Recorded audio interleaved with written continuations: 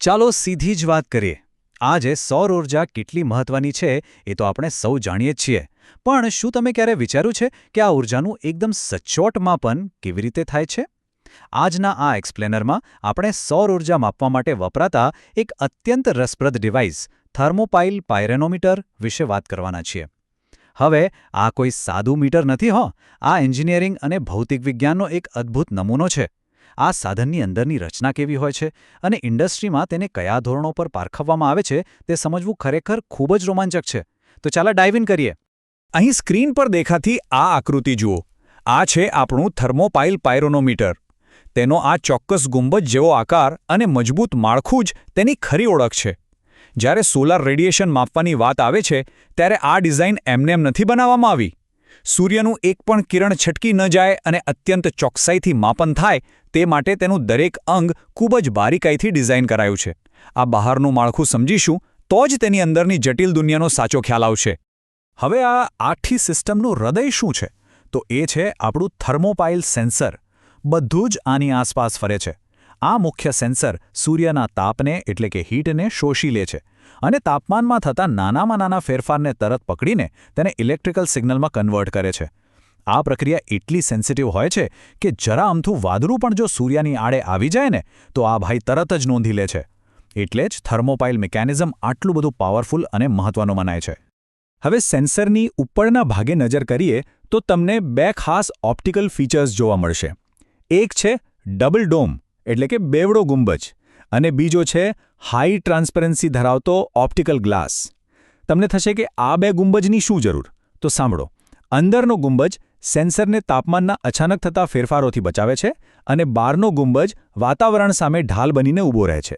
અને પેલો પારદર્શક કાચ એ ખાતરી કરે છે કે સૂર્યના કિરણો કોઈપણ રૂકાવટ કે વક્રીભવન વગર પૂરેપૂરી એનર્જી સાથે સીધા સેન્સર સુધી પહોંચે. આ ક્લિયર પાથ જ સચોટ માપનની ગેરંટી છે. આટલા સેન્સિટિવ અંદરના ભાગને સાચવવા માટે બહારનું કવચ પણ એટલું જ મજબૂત હોવું જોઈએ, બરાબર ને? એટલે જ આ પાયરોનોમીટરની બોડી એનોડાઇઝ્ડ એલ્યુમિનિયમમાંથી બનાવવામાં આવે છે. આપણે જાણીએ છીએ કે આ સાધનો વર્ષો સુધી ઘરની બહાર કાળઝાળ ગરમી, યુવી કિરણો, ધોધમાર વરસાદ અને ધૂળ વચ્ચે પડ્યા રહે છે. તો આ મજબૂત એલ્યુમિનિયમ બોડી જ એને ખરાબ હવામાન સામે ટકી રહેવા માટે જરૂરી વેધર રેઝિસ્ટન્સ આપે છે, જેથી અંદરનું સેન્સર વર્ષો સુધી સેફ રહી શકે. અત્યાર સુધી આપણે આની જટિલ અને પાવરફુલ ડિઝાઇન જોઈ. પણ અહીં એક બહુ સ્વાભાવિક પ્રશ્ન ઊભો થાય છે. દુનિયાભરના વૈજ્ઞાનિકો આટલા જટિલ સાધનની ક્વોલિટી અને કન્સિસ્ટન્સી કેવી રીતે માપે છે? જો કોઈ મોટો સોલર પ્લાન્ટ નાખવાનો હોય તો કયું પાયરોનોમીટર સૌથી બેસ્ટ છે? એ કયા સત્તાવાર આધારે નક્કી થાય છે? આ ખરેખર આખી ઇન્ડસ્ટ્રીનો પાયાનો સવાલ છે. તો આ પ્રશ્નનો એકદમ સીધો અને સચોટ જવાબ છે ISO 9060. આ કોઈ સામાન્ય ગાઈડલાઈન નથી, પણ એક અત્યંત કડક આંતરરાષ્ટ્રીય સ્ટેન્ડર્ડ છે. સોલાર ઇન્ડસ્ટ્રીમાં કોઈપણ પાયરોનોમીટર કયા લેવલનું છે તે નક્કી કરવા માટે આ સ્ટેન્ડર્ડનો એક વૈશ્વિક બેન્ચમાર્ક તરીકે ઉપયોગ થાય છે. આખા જગતના ઉત્પાદકો અને વૈજ્ઞાનિકો આ જ નિયમોને આંખ મીચીને ફોલો કરે છે. હવે આ ISO 9060માં ચેક શું થાય છે? તો જુઓ, માપદંડોનું લિસ્ટ ઘણું પ્રિસાઇઝ છે. તેમાં response time, thermal effect, non stability, non linearity, directional response અને ટેમ્પરેચર રિસ્પોન્સ જેવી બાબતોનું મૂલ્યાંકન થાય છે. અને સૌથી મજાની વાત તો એ છે કે આપણે આગળ જે ફિઝિકલ ડિઝાઇન જોઈને એ સીધી જ આ રિઝલ્ટ્સ પર અસર કરે છે. ઉદાહરણ તરીકે, કાચનો ગુંબજ કેટલો ગોળ છે એના પરથી ડિરેક્શનલ રિસ્પોન્સ નક્કી થાય છે. બહારની બોડી થર્મલ ઇફેક્ટ કંટ્રોલ કરે છે, જેથી સાધન પોતાની જ ગરમીથી કન્ફ્યુઝ ન થાય.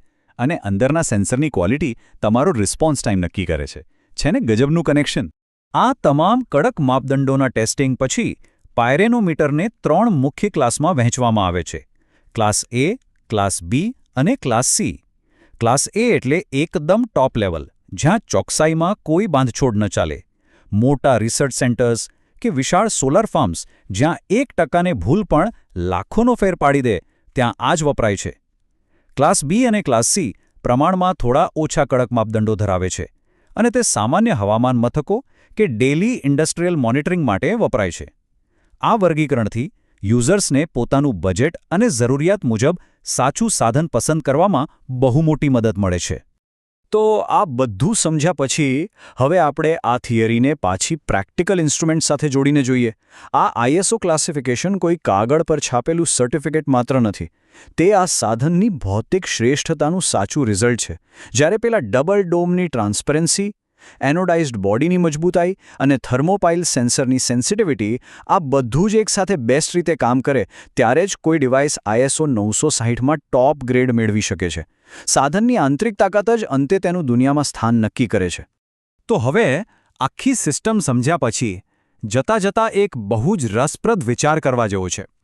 જે અકલ્પનીય ઝડપે અત્યારે સોલાર ટેકનોલોજી આગળ વધી રહી છે અને ચોકસાઈની માંગ વધી રહી છે, એ જોતાં ભવિષ્યમાં આ સાધનોની ડિઝાઇનમાં કેવા નવા ફેરફારો આવશે.